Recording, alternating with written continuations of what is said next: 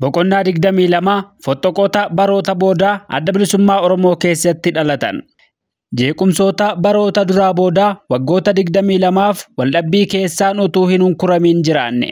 Haalli bara chaartaraa fi Somaaliyaatti keessa qaxxaamurree waldhabbiilee san booda mudataniif sababa ta'uu hin oolle. Cichummaa kaayyoo sirnaa fi seera dhaabaa fardeessuu naamusaa fi sansakkaa qabsoo challeessuun akka danda'amu nu barsiise. Hoogganootni sadarkaa olii dirree qabsoo biyya keessaarraa fagaachuun laafinoota hedduuf karaa saaqe. Hir'inni murannoo qabsoo sirni wal to'annoo laaffachuu fi waltoominni hanqachuun calaqqiseera. Yeroo diinni of duratti ilaalanii fi hojiin hin jirre namni wal jala bu'uu fi badii walirra barbaaduu dalagaa godhata.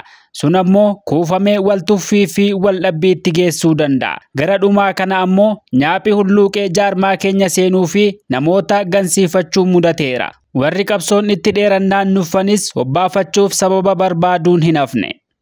Waldhabbii Shanee Gumii Adda Bilisummaa Oromoo fi qaama ce'umsaa Adda Bilisummaa Oromoo bara 2001. Waldhabbiilee fi hokkara bara boodaa Adda Bilisummaa Oromoo keessatti dhalatan keessatti miseensonni Shanee Gumii Adda Bilisummaa Oromoo wayyabnii fi hayyuu dureen gara tokko goruun sagalee bilisummaa Oromoo fi waltajjiin Asmaraa ture Shanee Gumiin dhuunfatamuun humna dirree bakkoota hundaa qunnamuuf carraa qabaachuun jaarmaa haadhoo yookiin mainstream taasisuun hin haalamu. Waliif quudhuu dhabaa fi wal xinneessuuf hunduu Adda Bilisummaa Oromoo of moggaasee kaan mirga abaa'ummaa mulqe. Akkasiin Adda Bilisummaa Oromoon lafa guute. Tuqaa kana jalatti waldhabbii Shanee Gumii Adda Bilisummaa Oromoo fi qaama ce'umsaa Adda Bilisummaa Oromoo irratti fuulleffanna. Cinaachi jabaan qaama ce'umsaa Adda Bilisummaa Oromoo waldhabbicha babal'isuu irraa of qusachuu fi irra guddaa miseensota murnichaa kanneen seenaa hamachiisuu hin qabnee fi naamusa qabeeyyii akeeka Adda Bilisummaa Oromoo kan uummanni Oromoo leellisutti cichan ta'uu ture. Haalli bara chaartiraa haguma hoogganoota Adda Bilisummaa Oromoo walitti fidee wal qunnamsiisuun wal baruu fi waliin hojjechuuf carraa gaarii uume, wal daawwachuu fi wal madaaluu fi saanjaa uumeera. Hanga fagoo wal amanaa fi wal abdachaa turameen alatti wal beekuu fi wal baruun danda'ameera. Yeroo chaartaricha keessaa bahamutti addaddummaan dhaabbii sadarkaa xinnaattis ta'uu calaqqiseera. Bahuu dhiisuudhaan achumatti hafanii wayyaanee wajjin hojjechuu qalbisuun dirree dhaquu mannaa karaa boolee biyyoota alaatti qajeeluun walirra ilaalchiseera. Haa ta'u malee haala humnaa olii kan dhalateen dhiibamuudhaan kan mudatetti waan hiikkatameef mufii fi komiin ifatti hoogganoota dhaabichaa gidduutti dhalate hin turre. Gara boodaa yommuu hoogganootni gariin dhaabbii heera Itoophiyaa fudhachuu fi qabsoo hidhannoo lagachuuf fedhii qabaachuu mul'isan wal shakkiin uumameera. Eenyu maaliif akka dhaabbate wal adda baafachuunis dhibeera. Warri alagaas Addi Bilisummaa Oromoo lamatti qoodamee murna furmaata karaa nagaa fedhuu fi hin feene jedhanii dubbii yookiin olola facaasaa turan. Kun sanyii wal shakkii Adda Bilisummaa Oromoo keessatti hin facaafne hin jedhamu. Kana of keessatti qabataa kora sabaa Adda Bilisummaa Oromoo hatattamaaf dhihaatame. Koricha irratti ka'ee wanti iftoominaan dubbatamee murtiirra gahame kan heeraa fi sagantaa siyaasaa dhaabaan adda ta'e jiraachuu baatullee wal shakkiin dhalatee ture haqamuu hin dandeenye. Itti fufe. Kanneen waliin ture caalaa harka fagootu nu jeeqaa ture. Somaaliyaatti humna biyyaa dhufe kan achumatti leenjisamee fi karaa Eertiraa godina dhihaarraa dhufe walitti dabaluudhaan biyyatti bobbaasuuf qophiin godhamaa ture. Mootummaan Somaaliyaa diigamtee haala ofittusuu hin dandeenye keessa waan turteef wayyaaneen akkuma feetetti seentee baati turte. Sochii Adda Bilisummaa Oromoo gufachiisuuf wayyaaneen haga biyya Somaalee seentee humna keenya irratti tarkaanfii fudhattutti geessee turte. Baay'abootti humna keenya kan biyyatti bobbahuuf qophii xumurate diiguun lafatti qabdee lolli wareega ulfaataa nu baasise mudate. Jaalcaalaa Leencoo kan miseensa gumii sabaa fi ajajaa cibraa humna sanii ture gaafas dhabne. Rasaasaa fi miinoon yookiin fanjiin biyya naquuf achitti kuufamee ture ni gubame kaanis harka diinaa seene. Sunis ta'ee karoorri keenya itti fufe. Dura cibraan jaallan qilxuu aadaa fi bultum waabileen hoogganamtu Balidoogleerraa bobbahe. Marraa lammaffaatti cibraan jaallan baroodaa boruu fi 50 yookiin amsaaluun durfamu Baydhaaboorraa biyyatti bobbaafame. Miseensonni Shanee Gumii akka bobbahamu murteessuu fi qopheessuu irraa hirmaataniiru. Marraa lamaanuu miseensonni damee waraanaa Adda Bilisummaa Oromoo kanneen humnicha bobbaasan Bobbaasaa Gadaa, Mikaa'el Booranii fi Dhugaasaa Bakakkoo turan. Booda jaallan Mikaa'elii fi Aanessoo Waareefaan godina Bahaatti jaal Bobbaasaa Gadaa karaa Naayiroobii humna keenya zoonii kibbaa biratti biyyatti argamuuf bobbahan. Humna lakkoofsa guddaan Somaaliyaa irraa biyyatti bobbaheef galaa baachuun yookiin fe'anii ooffachuun hin aanjofne. Shilingiin Somaalee homaa hin godhuuf ture. Oromiyaatti dhimma ittiin hin bahamu. Jijjiirraan birrii hin argamne. Kanaafuu biyya gaanii akka jijjiirsifataniif galaaf kan kennameef doolaara Ameerikaa ture. Sanas warri baadiyyaa waan hin beeknee fi akkaa fi bakka itti jijjiirratan waan hin qabneef hin fudhatan. Filmaata dhabaan haala hirrina qabu keessatti bobbichi godhame. Waraanni Itoophiyaa biyya ormaatti nu loluu mannaa biyya keenyatti gallee loluu wayyaa jenneeti malee yeroon isaa bona kan lafa dheeraa Somaaliyaa fi Oromiyaa gidduu amna miillaan laayyootti qaxxaamuran hin turre. Sochiin waraana keenyaa dhoksamuu waan hin danda'iniif marraa lachuu diinni humna keenya karaatti eeggatee bakka hedduutti lolli tattahe. Marraa lachuu hangi irraa hafee biyya seenee jiraatullee irra guddaan humnichaa ni wareegame harka diinaatti kufee ni faca'e. Kun hunduma keenya gaddisiiseera. Tarkaanfiin sun sirri yookiin dogoggora ta'us miseensi hoogganaa hunduu harka keessaa qabaachuu fi itti walii galuun kan fudhatamedha. San booda quba walitti qabuu fi ulfinni qabsoo hidhannoo geggeessuu nama keenyatti buluu jalqabe. Akkuma Leencoon jedhutti qabsoo hidhannoo kana lagachuun wayyuu hin ooluu jedhanii warri laf jala miseensota kakaasan akka turan gabaafamaa ture. Akkuma beekamu sababiin Itoophiyaan Somaaliyaatti duulteef addi bilisummaa Oromoo achitti of gurmeessuu waan dhageessee fi sodaan waan itti buleefi. Kanaaf bobbaati kaacimaa geggeessaa turte. Kanarratti kan ishee gargaare warreen dooniidhaan maanyaa Hindii keessaa kalluuna yookiin qurxummii alloolani. Marraa duraatiif jara kanatu waraana keenya kan markabaan Eertiraarraa dhufaa jiru qunnamtii telegiraamaatiin walii daddabarsaa ture. Kana keessa qunnamtiin kun wayyaaneedhaan butame akka dursitee itti qophooftuu ishee gargaare. Kunis boodarra itti dhaqqabame. Somaaliyaa dhaquun haguma deebifnee of ijaaruuf nu gargaare karaa naamusa hordofuu hanqachuutiin waan nu miidhe qaba. Miseensonni gariin naamusa diiganii dhuunfataa ala bahan, uummataan walitti makaman. Kanneen gananii moggaatti bahanii mooraa tolfatanii jiraachuu jalqabanii fi dhaaba keessa jiraataa gantoota akkasii deeggaranis dhalatan. Hanga walgayii shanee gumii sirnaan geggeeffachuu dadhabuutti wal dhageettiin xinnaate.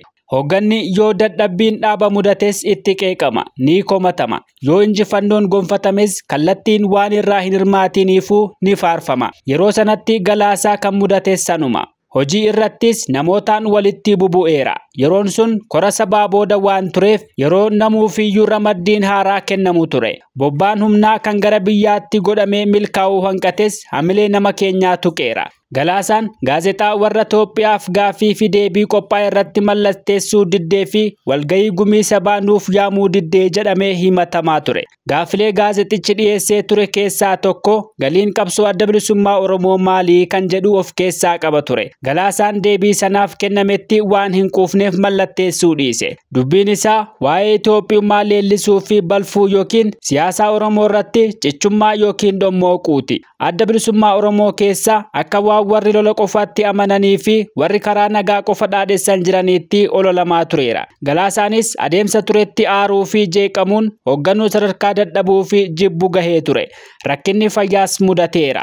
Haala akkasii keessatti hirmaannaa isaan alatti walgayiileen shanee gumii tattahee murtiileen garagaraa darban. Sanneen keessaa tokko walgayii gumii sabaa yaamuu ture. Waamamee walgahame. Walgayii gumii sabaa miseensota yeroo Moqaadishoo keessa turan duwwaan hirmaatame irratti miseensonni gumii sabaa godina dhihaa, zoonii kibbaa fi biyya alaa waan hin hirmaatiniif mijuu hin guunne ture. Mijuun harka sadii keessaa lama miseensota dhaabbatoo waliigalaati. Sun hanqannaan miseensota lubbuun hojii guyyaa guyyaa irratti argaman qofarraa haa herregamuu jennaanis hangi argame harka sadii keessaa lama guutuu hanqate. Rakkoo dhalate furuuf miseensa gumii sabaa jijjiiramaa ture Abdataa Shuukkee dhaabbataatti ol haa guddisnuu jedhame sun ta'e. Walgayiin gumii sabaa mijuu hin guutiin mirga murtii jijjiiramaa dhaabbataatti ol hiiksisuus seeraan hin qabu ture. Dhuma bara 1999tti walgayiin gumii sabaa Moqaadishoo mata hayyoodaatti tahe sun bu'uura duraa kan godhate shanee gumiif yaada deeggarsaa kennu yookiin dhorkachuu kan jedhu ture. Bu'uurichi miseensota shanee gumii hunda jedhamee kaa'amus Galaasaa qofatti kan aggaamame ta'uun ni mul'ata ture. Galaasaan isa buusuuf wal kakaasiinsa lafa jala deemaa ture waan quba qabuuf buufamuu mannaa ofiin bu'uu wayyaa yaada jedhuun xalayaa iyyannoo gaafatamaa hayyuu durummaa lakkisuu barreesse walgayii gumii sabaa waamame irratti dhiyeesse. Akkuma inni waan barreesse dubbisee raawwateen harki dhawameef iyyannoon isaa fudhatamee jechuudha. Hangi yartuun itti hin amaniinuu callisanii ilaalan malee duran dhaabbanne. Maaliif jedhanii ibsa dabalataa na gaafatu dura dhaabbannoon ka'uu mala yoon yakkames hoggasiin deebii ofirraa ittisuu kennadhaa jedhee kan inni yaade hin taane. Kan itti aane filmaanni nama bakka bu'uu geggeeffamuudha. Jaal Daawud Ibsaa hayyuu adda bilisummaa Oromoo ta'ee bakka bu'e. Addi bilisummaa Oromoo dhaaba siyaasaa utuu hin ta'in akka maatii Oromoo kan bilisummaa sabichaa qoftiin liqimsameetti lakkaawamaa ture. Filmaataaf dorgommii fi qophiin laf jalaa hin aadeffatamne. Wanti hundi ifatti wal mormii fi wal amansiisuudhaan murtaawee hojii irra oola ture. Gareen bifa fedhee hin turre. Bara chaarteraarraa kaasee siyaasaan nu seene. Adda bilisummaa Oromoo keessatti aangoon hojiif yoo ta'e malee bu'aa addaa hin qabu ture. Miseensi hoggana jaallachuu fi kabajuu malee sodaachuun, gunachuun yookiin gabbaruun hin turre. Bu'aan qabeenyaa fi mi'a kan hogganni addatti argatus hin turre. Hogganaan kan dura hadhaa qabsoo fi wareegama dhandhamutti beekama. Gootonni biyya keenyaa hedduun akkanatti cilaawan. Boodarra ramaddii filuun, aangoof bololuun, wareegama irraa seessuu fi garee uummachuun qaanii ta'uun ni hafe. Mi'aan maallaqaas barame. Maatii horatanii mataa fi maatii ofiif yaaduun bibbiqilaa dhufe. Of kenniinsaa fi cichummaa qabsaa'ota Eertiraa fi Tigraay irraa barachuu dhiifne akka isaan warra bilisoomaniitti jiraachuu yookiin akkeessuun irraa mul'ate. Ni bilisoomne yookiin itti dhiyaanne of seenee siyaasa dhugaa hojiirra oolchuun jalqabame jechuudha. Ni qaroomne. Waan balleessaniif seeraan itti gaafatamuun hafaa akkuma deemeen sammuun abbaatti dheekkamuun yookiin qaanfachuun xinnaataa dhufe. Siyaasaan adda bilisummaa Oromoo garraamummaa fi qulqullummaan gowwummaatti hiikamaa dhufe. Hunda caalaa utuu hin bilisoomiin jireenya magaalaa fi biyya alaa arguun laafinoota garaagaraan nu faale, nu qore. Horiin yookiin qinqaniin nu seente. Haqa, jaallummaa fi seeraan wal bulchuu wanti caalu hin jiru. Haala roora'insaa fi quba walitti qabuun babal'ate keessatti kan Jaal Galaasaa caalee argame. Inni dubbichi dhugaa fi haqaan akka hin qabamiinitti waan amaneef hogganoota gaafasiitti utuu garaan isaa hin fayyiin hafe. Yeroof Daawudiin keenye akkuma Galaasaa buufnetti isas buufnaa warri waliin jedhanis turan. Fedhiin sun jiraachuu yaaliin san booda godhamee fashalee mirkaneesseera. Haalli Somaaliyaa daranuu hammaachaa deeme. Hussein Aididii fi haati manaan isaa kanneen haga dandeettii isaaniitti karayyuun nu gargaaraa turan ofiifuu yaaddoo seenan. Sodaachisaa fi doorsisa wayyaanee dhagahanii dabarsanii nu miisisuu dhabuun isaanii ni galateeffachiisa. Hawwiyyaan firummaa walitti himachuun keenyallee haga tokko nu gargaaruu hin oolle. Mootummaan Eertiraa mootummaa wayyaaneen wal dhabanii sadarkaa wal loluu gahan. Eertiraan affeerraa hariiroo wayyeeffachuu nuuf goonaan fudhanne. Waltajjiin dhaabaa Asmaraatti akka jijjiiramu murtaawee hogganni Somaaliyaa gad lakkise. Yeroof Jaallan Kumsaa Gadaa, Quubsaa Sabaa fi Mul'is Gadaa Moqaadishootti hafan. Utuu hin turin Jaal Mul'is Gadaa magaalichuma keessatti ergamtoota diinaan rukkutame achumatti nu duraa kufe. Baay'ee aarre, baay'ee gaddine. Booda anis Asmaraa irraa Moqaadishootti deebi'ee namtokkee fi humna xixiqqoon miseensota keenya biyyatti galchuu irratti hojjetame. Hagi hafan kanneen biyyichaan wal fudhatan ummaticha keessatti hafanii akka jiraatan godhame Somaaliyaa lakkifne. Taligaa zoonilee fi akkaataa korri sabaa yaamamuu irratti fuulleffanne. Hogganni akka zoonii kibbaa dhaquu fi waltajjiinis achi akka ta'u murteeffame. Dhugaasaa, Kumsaa fi Liichoon dursinee dirree yommuu geenyu warri nuti akka nu faana dhufan eegnu akka Asmaraatti deebinu yaaminsa nuuf godhan. Maaliifii jennaan walgayii fi jedhan. Murtiin keenya jijjiiramuun naaf galuu dhabuutti dabalee ciigoo loltootaa fi quxuba yookiin leekcharii hogganoota Eertiraa waan hin ifadheef Asmaraatti deebi'uuf hamileen dhabe. Mataanis na dhukkubnaanin sana beeksisee hafe. Jaallan lamaan ni deeman. Walgayiin jedhame ni ta'e. Waa'een dirree dhufuu hogganootaas ni irraanfatame. Hogganni dirreetti argamuu fi qophiin kora sabaa yaadame hafuunis yaaddoo fi mufannoo uume. Miseensonni hogganaa olaanoon humna dirree biratti argamuu dhabuun gaafas jalqabame booda dhuunfannoo fi taliigaa humnaa irratti fafa hedduu qabaate. Miseensonni gumii sabaa adda bilisummaa Oromoo kanneen zoonii kibba Oromiyaa gaaffilee fi yaadota dhiyeessan. Hoogganni miseensota ija ijaan ilaalaa heeraa fi seera kabajuu irrattis fakkii gaarii ta'aa hin jiru.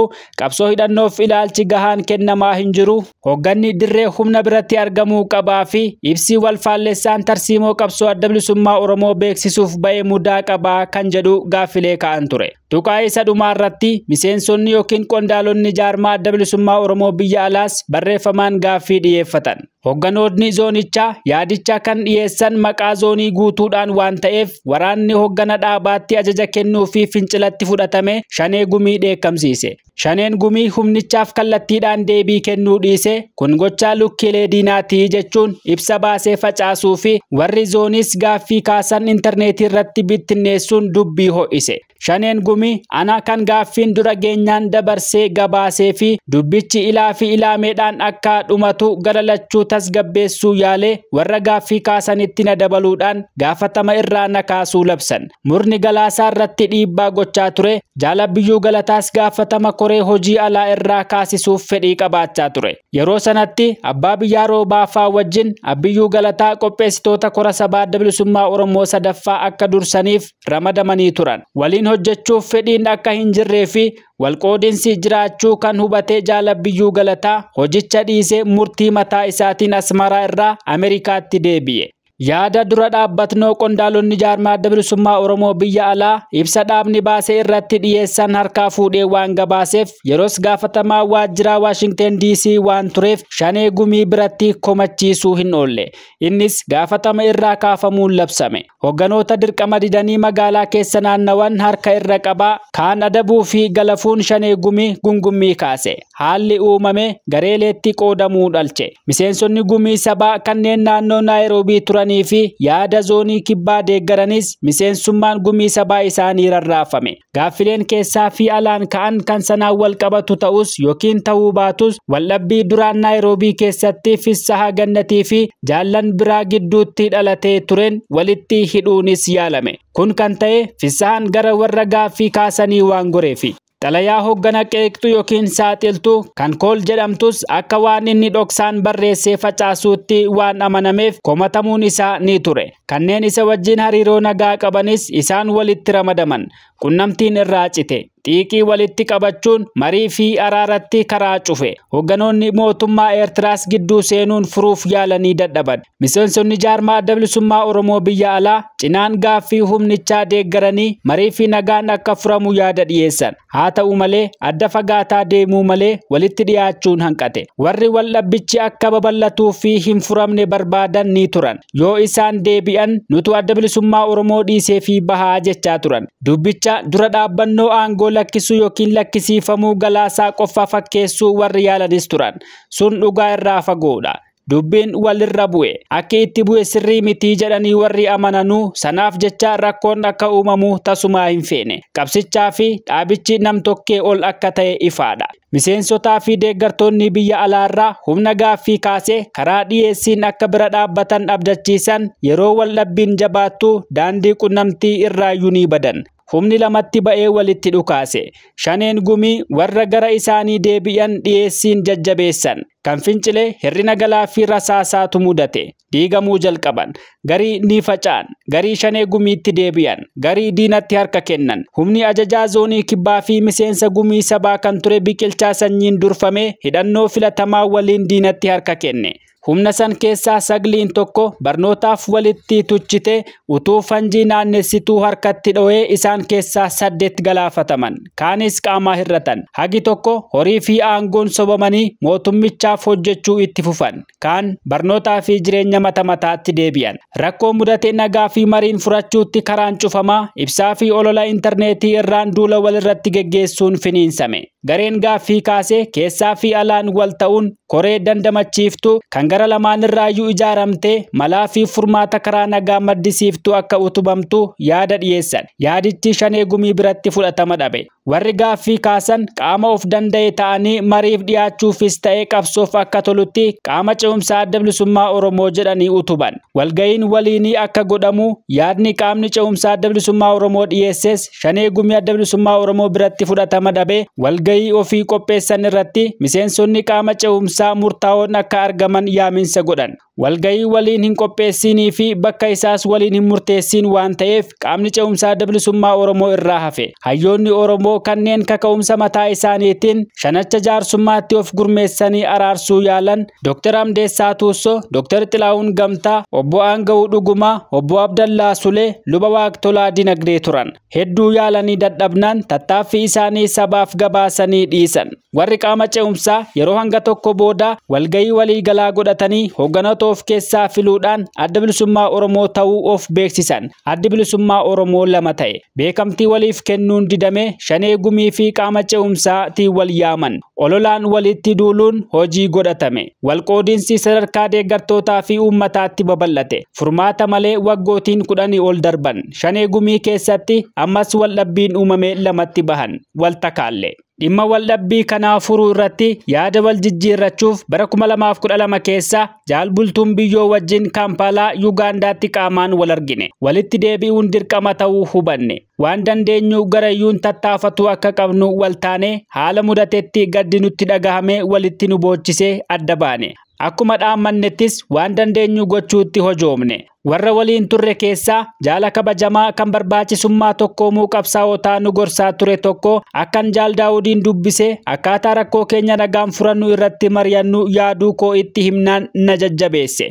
Xalayaan Jaal Daawudiif barreesses naaf gulaale. Achirraa ka'uun Jaal Daawudiin qunnamee yaadicha itti kaase. Telefoonaanis gadi fageessinee dubbanne. Jaal Daawudis yaadicha fudhate akkaataa sirnaan hojiitti hiikamuu irratti akka mari'atnu wal taane. Dubbicha qaamota hoogganaa gara lachuu kanneen dhimmichi ilaaluun ga'uun xumura akka argatu hojjechuutti fuulleffanne. Walgayiin dura Ugaandaa Kaampaalaatti bara 2012 keessa ta'e. Kanneen walgahan Shanee Gumii adda bilisummaa Oromoo irraa Bultuun Biyyoo, Abbaa Caalalataa fi Araarsoo Biqilaa yommuu ta'an, gara qaama ce'umsaa adda bilisummaa Oromoo irraa Profeesar Makuriyaa Bulchaa, Dr. Tasammaa Taayyee fi Tasfaayee Dhinsaa turan. Marii godhame irratti walii galtee ijoon tokko rakkoo adda nu baasee tarrifnee akka irraa baratamuu fi itti hin deebi'amne ol kaa'u. Lama kaayyoo fi akeeka qabsoo adda bilisummaa Oromoo irratti wal birraan uumamee waan jiruuf wal shakkii san haquuf sagantaa siyaasaa adda bilisummaa Oromoo kan bara 1976 fudhannee haga korri sabaa itti aanu ga'utti sanaan akka qajeelfamnuu fi sadii dhimmoota bullaa'uu qaban biroos fixannee walgahii sirna qabeessa qabaannee walii galtee keenya xumuruun deebinee walitti haa baqnu kan jedhu ture. Akka abdatame utuu hin taane haala obsa fixachiisaan yeroo dheeraaf gara lachuunuu yaada wal jijjiiraa mariin geggeeffamee walii galtee irra gahame. Booda akkan hubatametti hoogganoota gara Shanee Gumii adda bilisummaa Oromoof tuqaaleen irratti wal taanuu fi wal dhabnu gadi fageenyaan dhiyaatee fi irratti hin mari'anne. Kanneen gara qaama ce'umsaa adda bilisummaa Oromoo tuqaalee hunda bal'inaan mari'atanii dubbii bulleessanii xumura itti gochuuf waan mari'ataniif dubbiin dheerate. Yaadni dubbii bulleessuuf dhiyaatu kunis fedha dhaba tokkummaatti hiikkatamuutti hubatamuu jalqabe. Ta'us walitti deddeebii baay'ee booda walta'iinsa irra gahame. Waliigaltee Berliin Jarmanitti adoolessa bara 2014 mallatteeffame keessaa fardiin heeraa fi sagantaan siyaasaa adda bilisummaa Oromoo kan bara 1976 hundee waliigaltee keenya akka ta'u hoogganni gareelee lamaanii kanneen sadarkaa gumii sabaa fi Shanee Gumii yookiin koree hojii raawwachiiftuu akkuma jiranitti hanga kora sabaatti walitti makamanii gaafatama dhaabaa hoogganuu akka qabaatan hayyudureen Shanee Gumii irraa ittaanaa hayyuduree tokkoffaan qaama ce'umsaa irraa ittaanaan hayyuduree lammaffaan Shanee Gumii irraa akka tahan humnaa fi qabeenyi gareelee lamaan bira jiru walitti deebi'ee akka wal tahu koree qopheessituu gara lachuu irraa utubamuun korri sabaa adda bilisummaa Oromoo afraffaan dafee akka waamamuu fi yeroof hanga kan biraa argannu waltajjiin dhaabaa asmaruma akka ta'u gareelee lamaan irraayyuu jaallan asii gadi argamanii waliigalteen mallatteeffamee deebinee tokkoomne. Gammachuu fi abdii guddaa miseensotaa fi uummata keenyatti bulche. Tarrisni maqaa hirmaattota gara lachuu Shanee Gumii adda bilisummaa Oromoo irraa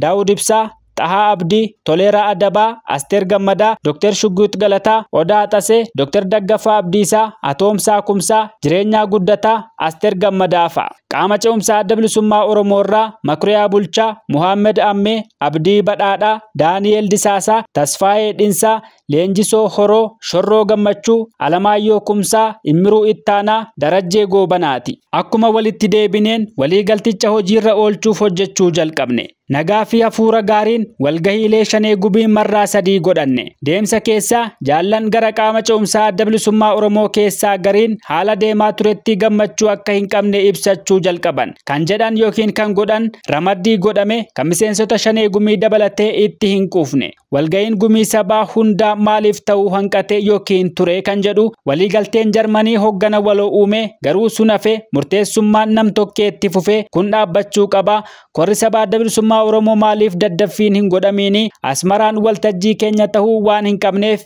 achitti walgahiif hin dhufnu kanneen jedhan gaaffilee ka'an ture.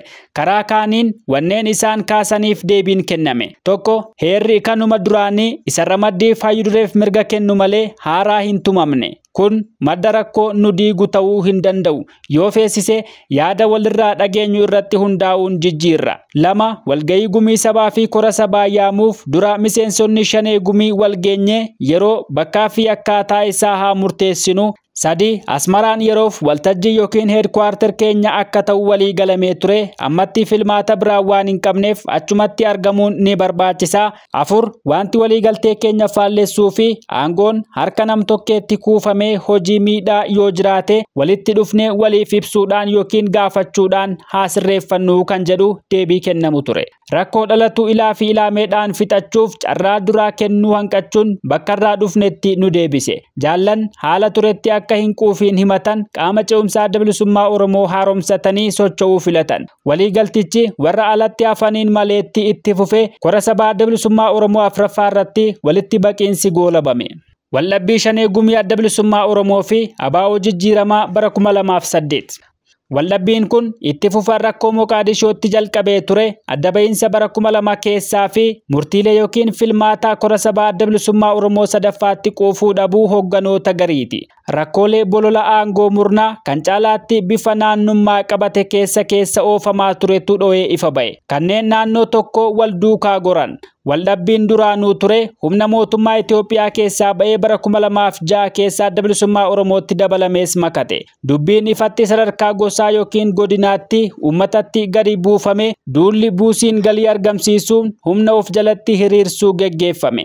Maallaqa wayyaatu walitti qabame. Jijjiirama finnaa jedhanii dhaadatan. Ogummaa waraanummaa mootummicha keessatti horatan qabsoof akka oolchanii fi qooda qabsoof feesisuu kennisiisuuf ajajootii humna diina biraa bahanii dhufan qabaa tolchuuf gaafatama itti kennuun jalqabame. Utuu dameen waraanaa jiru Jeneraal Kamaal Galchuu gaafatamaa bulchiinsa waraanaa akka qabaatuu fi kan gabaasuu waajjira hayyudureef yookiin shanee gumiif akka ta'u murtaawe.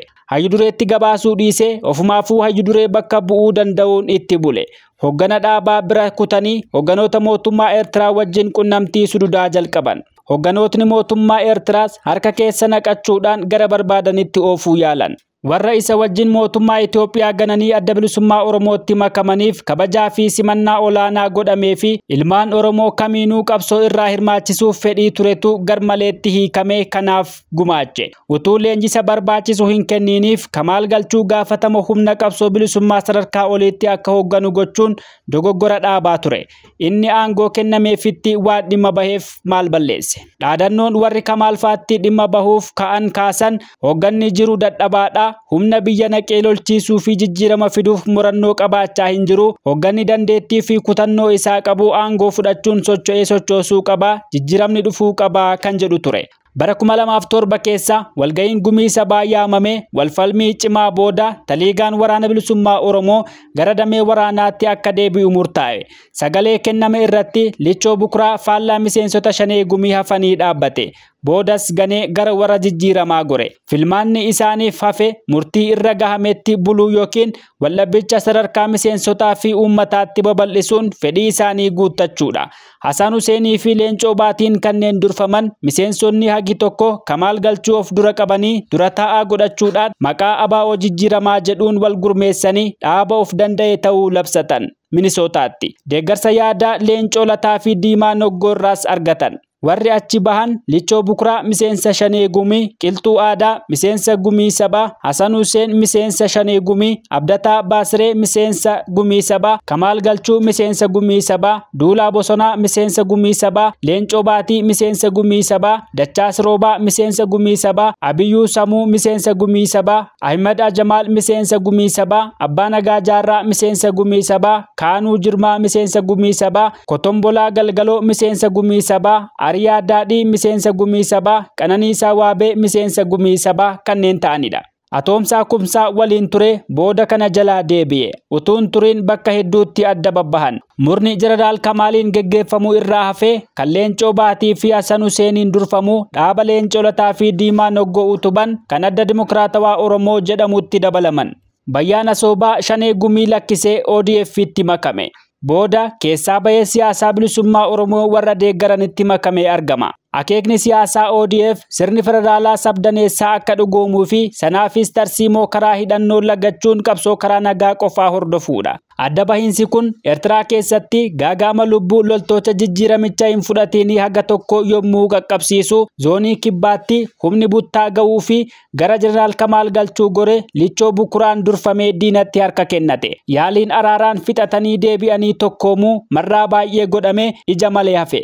Erga murni abaa'oo jijjiiramaa jala hiriire Eertiraatti gara Shanee Gumii deebi'ee fi kan kibba Oromiyaas diinatti harka kennee sochiin Kamaal fa'aa ni qabbanaawe. Bakkoota hedduutti adda babahan. Gariin isaanii Gimboo Sabaatiitti hidhatan. Xiqqoo turanii irraa citan. Gurmuu qabsaa'otaa waraana bilisummaa Oromoo booda adda bilisummaa Oromoo walabaa fi tokkoome kan Abbaa Nagaa Jaarraa faan durfamu koree yeroo adda bilisummaa Oromoo Ibraahim Muummeen durfamuu fi dhaaba walabummaa Oromoo kan booda paartii biyyaalessaa Oromiyaatti qoqqoodaman. Isaan keessaa warri adda bilisummaa Oromootti deebi'anis ni turan. Murnoonni Abbaa Nagaa Jaarraa fi Galaasaa Dilboon durfaman walitti makamuu yaalanii itti milkoofne. Maqaa adda bilisummaa Oromootiin socho'uuf boordii filannoo Itoophiyaa biraa eeyyama waan hin argatiniif hafuura balleeffatanii callisan.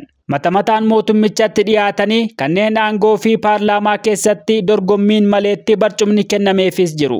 Sun hunduu galata adda bilisummaa Oromoo hadheessuuti. Hojiin hunda isaaniitu mootummaa faarsaa adda bilisummaa Oromoo balaaleffachuu ta'e. Adda bilisummaa Oromoo gaafa nuti hoogganne ture amma hin jiru waraana galchuu didee waraanichi ergamaa TPLF'ti jedhan. Dugda agarsiisuu garee Hiilten. Maqaan garee Hiilten kan baafameef mootummaan hoteela Hiilten jedhamutti akka walgaanii ibsa kennan haala aanjessee fi miidiyaa mootummaatiin waan dabaaleef galata tajaajila Hiilteniif jedhanii qabsoo dhiisuu isaanii irraayi. Mootummaan Abiy Ahmed erga addi bilisummaa Oromoo yaaminsa isaanii fudhatee galee karaa danda'an maraan dhaabicha dadhabsiisuu fi diiguuf hojjetan. Dhaabicha keessaa namoota doorsisanii callisiisuun gansiisuudhaan adda bilisummaa Oromoo dhuunfaa mootummaa jala galchuu yookiin fottoqsanii baasuun gurmuun jaarmichaa akka haphatu carraaqan. Waraana bilisummaa Oromoo wajjin jirtu jechuudhaan hogganoota hidhan. Maqaa jaarmiyaalee siyaasaa Oromoo tokkoomsinaa yookiin gaaddisa hoggansa Oromootiin dhaabota hin feene kaan keessatti liqimsa akka badan gochuuf ijibbaata godhan.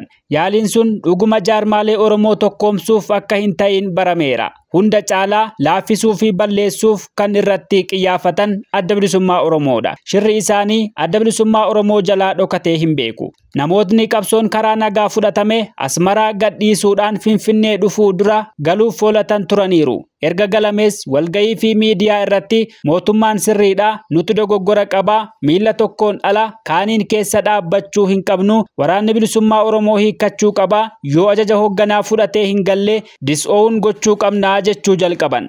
Dhaabbii isaanii miseensota fudhachiisuuf laf jala duula geggeessuu eegalan. Hoogganoota dhaabaa keessaa eenyu maalii fi akkamitti akka yaadu diinaaf himuu fi warra faallaa yaada isaanii dhaabbatan mootummaaf gabaasanii hiisisuutti bobbahan. Utuu isaan hin tuqamin hoogganootni dhaabaa hundi hidhaman. Mootummaatti maxxananii tarkaanfii fudhachiisuu akka danda'an ifatti dubbachuu fi miseensota sodaachisuuf carraaqan. Kaadiroota mootummaa wajjin qunnamtii fi hariiroo uummachuun isaanii mirkanaawe. Qaamaan adda bilisummaa Oromoo keessaa yaadaan humna tikaa mootummaa wajjin ta'uun isaanii ifa ba'e. warra hayyuduree fi kanneen akka isaa mootummaaf ajajamuu didan ofirraa jijjiiraa isin gargaarraa aangoo qabadhaa jedhanii wajjin oolan. Walgahii dhaabaa irratti yeroo argaman akka bakka bu'ootota mootummichaatti qaanii malee dantaa dhaabaa dura dhaabbatanii mootummichaaf morman. Hogganootni dhaabaa kanneen haala isaanii hubatan dhimma diina irraa dhoksamuu qabu bakka isaan jiranitti kaasuu dhiisanii kophaatti mari'atanii hojiitti hiikuu murteeffatan.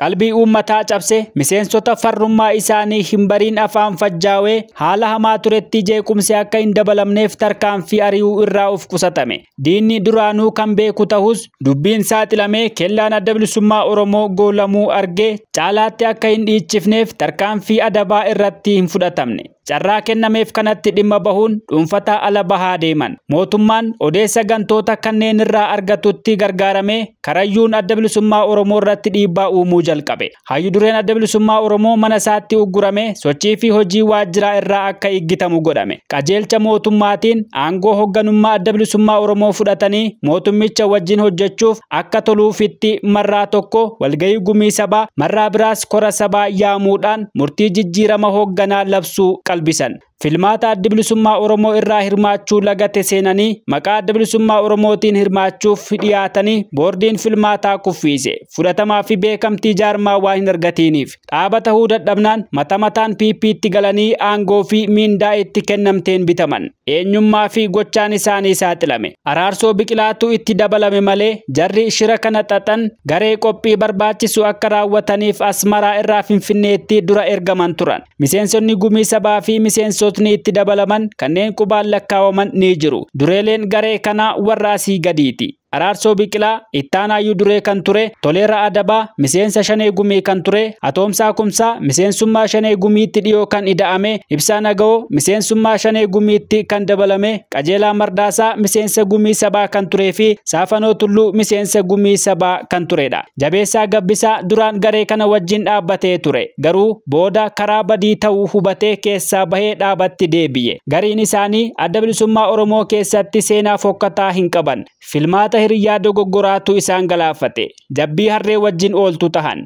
Akkamitti dhoqqee kana akka laaqqatan namuuyyuu ajaa'ibeera. Fedhiin hogganoota adda bilisummaa Oromoo duraanii kanneen gorsitoota mootummaa tahan duukaa bu'uus irraa mul'ateera. Karaatu banameef. Kaayyoo itti amananii fi itti cichan qabaachuu dhabaa fi nama jala deemuu agarsiisa. Gareen galiinsa adda bilisummaa Oromoof qophii barbaachisu akka raawwataniif ergaman utuu homaa hin raawwatiin guyyaan galiinsaa gahe. Bakki qubsumaa, galaan, waajjirrii fi geejjibni akka qopheessaniif ergaman tokkoyyuu hin tolfamne. Dursanii eeggannoo fi qophii barbaachisu gochuu dhabuu isaanii irraa kan ka'e dirree xayyaaraa fi masqala addabaabayiitti wal maruun uumame. Sanaafis sammuun isaanii itti dheekkamuu hin oolle. Qeeqnis irratti jigeera. Akka mul'atutti sababaan harka kennataniif qabsoo hadhooftuu dhuma hin qabne jedhanii yaadan ifachuu fi falmaa fuulduraaf adda bilisummaa Oromoo eeggatu of duratti ilaalanii sodaachuun mirga qabsoon gonfatan caalaa hambaa mirgaa diinni itti hiixatutti quufuu filachuudha.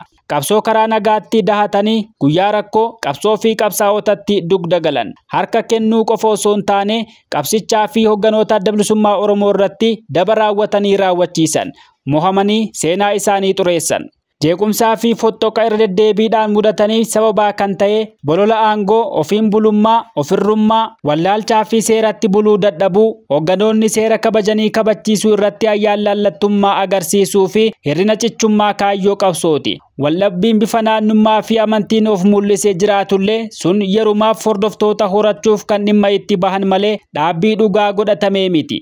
Miseensotaa fi uummata biratti fudhataman akka hin qabne ni hubatama. Yeroo heeraa fi seerri sadarkaa hundaatti kabajamee hojiirra oolutti qaawwaa badiitti hulaan ni cufama. Walqixa badii irraa walitti suun jiraannaan carraan eenyuyyuu badii raawwachuu ni iggitama. Laafinni jaarmaa fi waltohannoo dhabuun rakkoo gosa hundaaf karaa bana. Waldhabbiilee adda bilisummaa Oromoo keessatti mudataniif sababaan caalaan fardoomina qabsoo jaarmaan geggeessuu wallaaluu fi utuu badiitti hin limiin seeraa fi heeraan wal dhuunfachuu hanqachuudha. Dantaa bubuutuu fi mataa fi murnaa reebuu fi karaa sirrii irratti wal tiksuu dadhabuudha. Xinnoo balleessuun kan itti dhiifame haga dhaaba diiguutti balleessaa dalaguuf carraa argata. Waldhabbiilee dhalatan hunda keessaa harki diinaa seenuun kan mudate kan garee hiilteen qofa fakkaata. Boqonnaa 23ffaan walitti deebina. Kan barreesse Jaallugaa Saabakakkoo, kan seenesse Biqilaa Manuutii. Ammaaf kanuma. Nagaan.